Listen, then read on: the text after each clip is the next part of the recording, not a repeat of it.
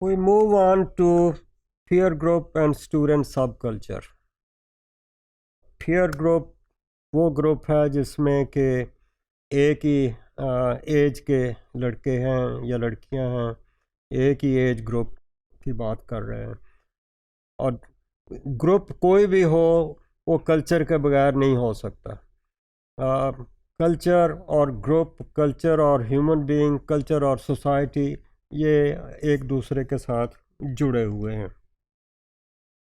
So we can say that peer group is both a social group and a primary group of people who have similar interests, age, background اور social status۔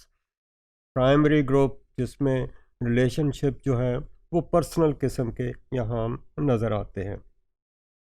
تو یہ جو group ہے یہ ان کی اپنی values ہیں، ان کے نارمز ہیں، اور یہ گروپ ان نارمز کی وجہ سے becomes distinct from let's say other group جس کو آپ میجورٹی کہہ رہے ہیں ان دا سوسائٹی، اینڈ یہ گروپ ایک ڈسٹنکٹ گروپ بن جاتا ہے اسکول میں، جس میں ینگسٹرز کی بات آ رہی ہے، اور یہ ڈسٹنکٹ اس سے بھی ہے جس میں ٹیچر کا گروپ اس کے فرق ہو سکتا ہے یا ایلڈرز کا گروپ ہو سکتا ہے۔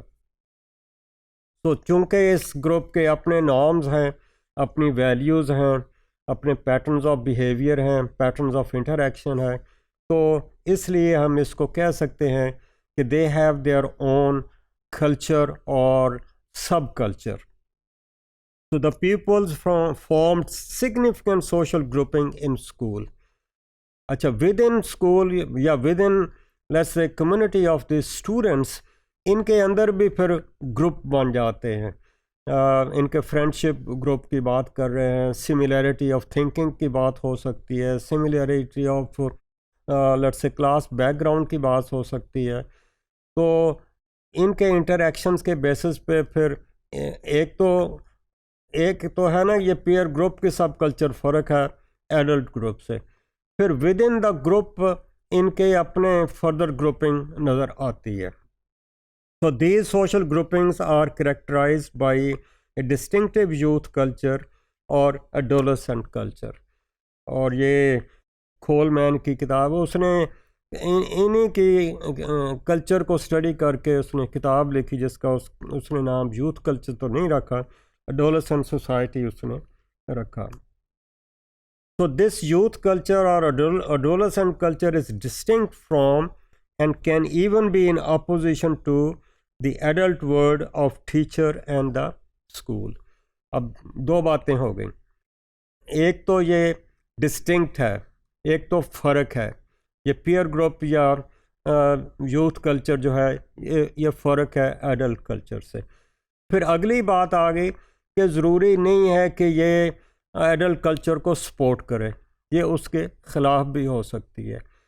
پھر فردر اگر دیکھیں تو with in this very let's say sub culture پھر گروپنگ بھی ہو سکتی ہے، اس میں ایک گروپ ایڈلٹ کے بیہیویئر کو یا ٹیچرز کے بیہیویئر کو سپورٹ کر سکتا ہے، دوسرا جو ہے وہ ضروری نہیں کہ اس کو سپورٹ کرے۔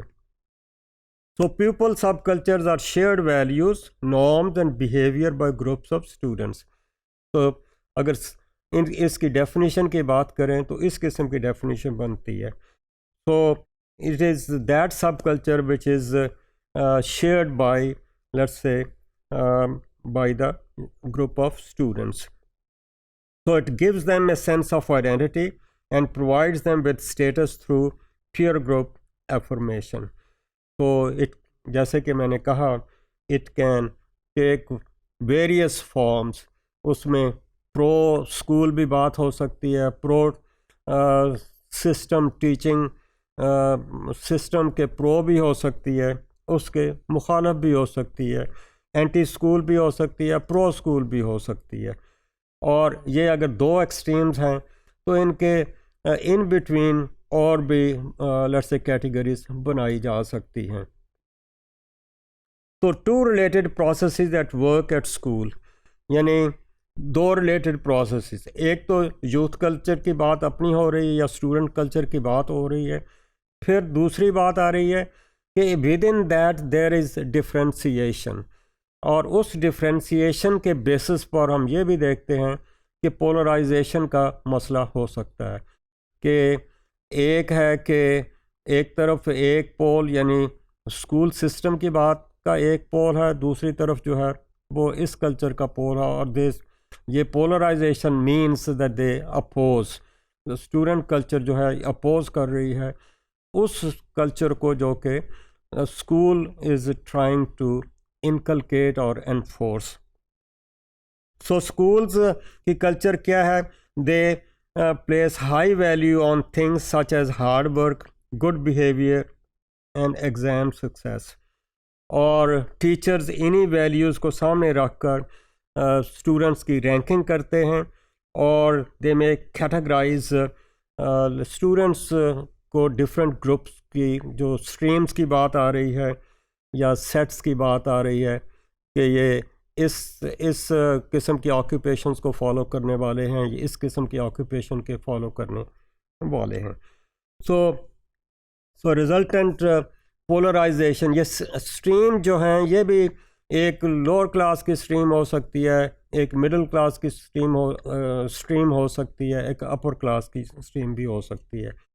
تو آپ یہ بھی کہہ سکتے ہیں کہ ایک ٹاپ اسٹریم ہے، ایک باٹم اسٹریم ہے، اور ٹاپ اسٹریم میں آپ کہہ سکتے ہیں کہ ہائی اسٹیٹس والے اسٹوڈنٹس آ جائیں گے، اس میں وہ اسٹوڈنٹس ہوں گے جو کہ کنفارمسٹ ہیں، اور باٹم اسٹریم میں وہ آئیں گے جو کہ ڈیوینٹ قسم کے اسٹوڈنٹس ہیں، who are let us not performing well, who are failures and may be deprived, and this can lead to the formation of pro and anti school subcultures۔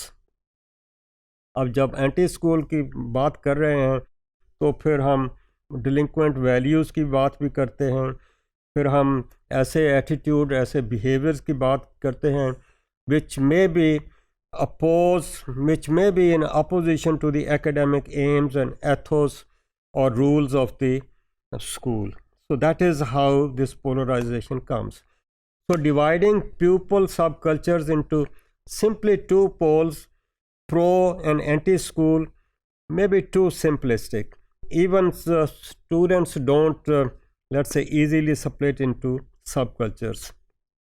اور پھر ہم یہ بھی دیکھ سکتے ہیں کہ pupils can change their behavior, change their thinking.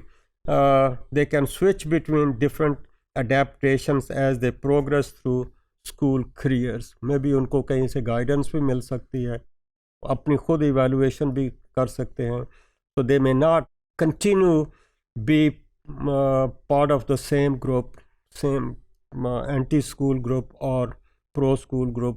They could switch. So that is how we look at the student subculture in the school.